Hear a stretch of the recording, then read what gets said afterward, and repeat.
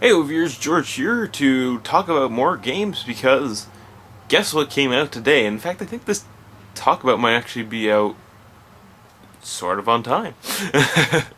But close this game that came out today. Da, da, da, da, da, da, da. Pikmin 3. I'm so happy to play it. Man, was this ever something? If you've never played a Pikmin game before, essentially what you have to do is your character crash lands on this planet or something along those lines. Actually, no, they always crash land on the planet, don't they? So you have to use these creatures called Pikmin, and there's various colors, and each of the colors represent various things that they can do or whatnot, and you have to use them to help carry stuff and like defeat enemies and whatnot. I'm trying to think of the exact genre of it, but it escapes me. Yeah, it's not coming to mind. But pretty sure I'll figure it out before I finish this video, or maybe not. Who knows? It's a lot like any games, sort of like my King's Story or something like that. It is similar to this. There's another one. No, I was gonna say Fat Princess, but that doesn't have that. Fuck. Well, there are other games out there that are very much similar to this. Like I had stated, my Little King's Story or something like that is a lot like this game, in which, like I said, you get these little creatures called Pikmin, and you try and defeat enemies or they carry things back for you, and it's very fun, surprisingly, because it involves a bit of strategy, a bit of action, a bit of micromanagement here and there. Not extreme micromanagement, of course, but enough management that it exists. Now, here's the third installment. Obviously, Pikmin 3, if that's... And, what did you do this time around? This time around you have to play as 3 different characters. And you don't play as Olimar, even, I think his name was Lewis in this one. You play as 3 other people from a completely different planet, actually. And, their planet is starting to run out of food. So, they sent out, parties to go and look for planets to, that might have some food for them. And of course they find the Pikmin planet.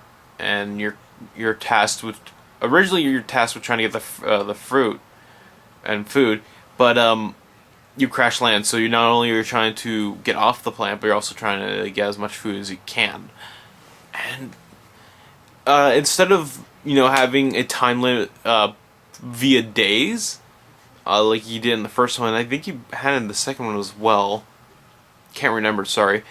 But this time around, instead, you have to, in order to live, you have to have a lot of rations, or in this case, juice, because apparently they can survive off just liquids. They don't have to actually eat anything. So when you get fruit, they provide so many containers of juice, and use 1 juice per day because somehow you can easily divide it up between 3 people. And that's essentially the game. It's a lot like any other Pikmin game. You'll have enemies, you'll have bosses. There's progression to be made throughout the story, and you obviously want to get them off the planet. There are some multiplayer modes in the way of little games to play. Something they call... I'm trying to think of what it was, because I saw bingo battles, I think it was called, where you have to, you get a bingo sheet, which I think is about a 4x4 grid. And if you get 4 rows, or if you get a row of 4, then obviously you win. And you have to collect various fruits. I haven't played it yet. But I did read up about it, so I did my research. Okay, so let's get into some of the other deeper stuff. In this one, there are 2 new Pikmin, and that's the Rock Pikmin and the Winged Pikmin. I haven't tried out the Winged Pikmin, so I can't say too much about my thoughts on those, but I did try the Rock Pikmin to get that far. and they're pretty cool. Uh, the thing the thing is about them is when you go to throw them, you have to recollect them because they're not really the brightest. So, because they're hard as rock, and you use them to like smash things like glass and whatnot. But my small problem with them is when you throw them, you have to go and retrieve them basically. Especially if you're trying to defeat enemies or like you're trying to get one of those pellets or something like that. It's a bit of a pain sometimes. I had a boss battle that was pretty cool. I can't remember too much about the boss battles in the other two, probably for good reason. But it's nice because there's little layers to it, and you don't have to try and defeat it within the 1 day period. You can like start fighting and come back later, which is cool. I like that you can throw a bit of damage onto it, and then you can do it the rest of it another time. So that makes it less frustrating in the sense where it's like I gotta beat this boss or all hell breaks loose. No, it's all right, and the damage he sustained will still be there. And I'm pretty sure the health was as well. Wasn't even paying attention. So that's cool. I think that's it. I have to talk about the game there, but controls is where I sort of started having a bit of a problem. So, hold on. Of course, I didn't even bring the Wii U controller over here. Okay, so Wii U controller. Okay, so I'm gonna try and do this backwards here. So, what you have is this is right here to move. This is the left stick. Sorry, completely blanked out there. This is to move around, but it's also if you were to hold down R or the ZR button, which is your whistle, might I add, you start moving that around and you remain stationary. This controls your camera, obviously. So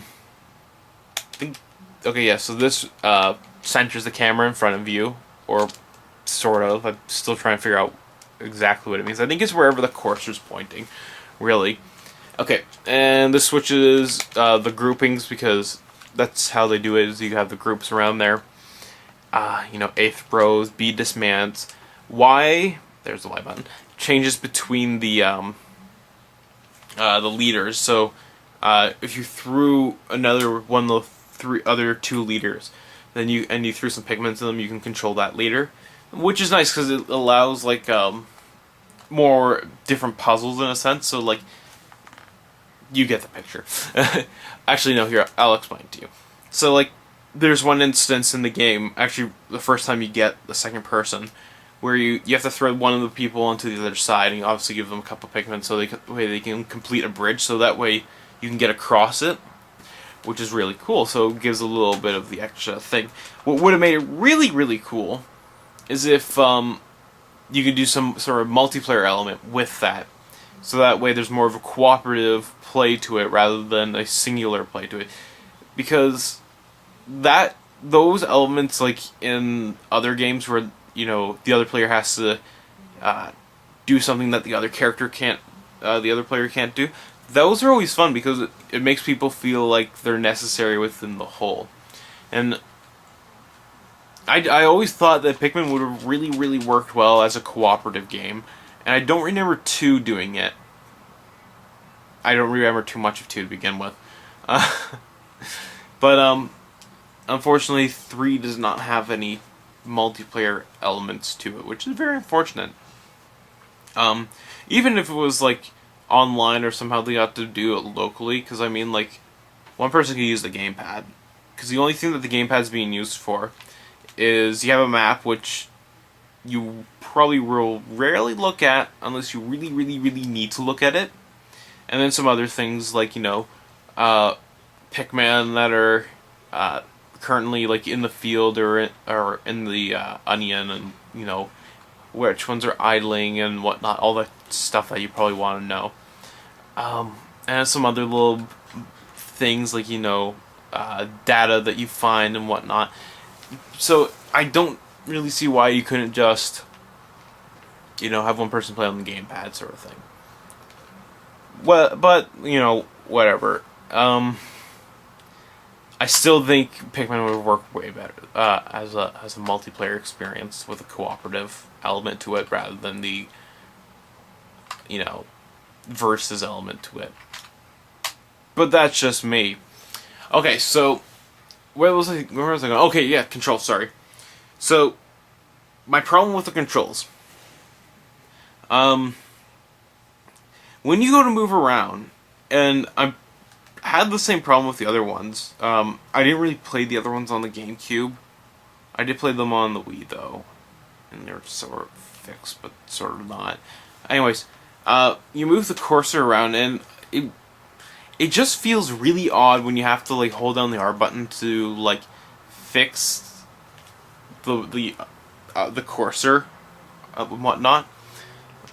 Like, it's weird because when you use the other stick for the camera, a lot of times you'll end up trying to use it to fix the cursor and whatnot rather than pressing the button because it just feels natural. Or at least it does for me. I'm pretty sure it would feel natural to a lot of other people. And, moving the camera around, sometimes that's even a bit of a pain too when you're trying to move the camera because you want to move it in front of you to see what's in front of you, but instead what it does is it moves it to where the cursor is pointing, which is, no, that's not what I wanted. But, it's just a couple little things, camera's a little finicky to try and, mess with, trying to get the cursor thing to work out because it feels a little awkward in some senses. But those aside, the game is still really fun to play. And I really do like the element of trying to collect, like, rations to keep going as far as you can. Because it gives a bit of urgency, and even when you get down to something like 3, or especially 2, they're like, okay, maybe we should go and find something. Which is, I like that, opposed to, like, in the first one where it's like, okay, I got 30 days to live. This one you sort of can prevent your own demise by, trying to do something about it.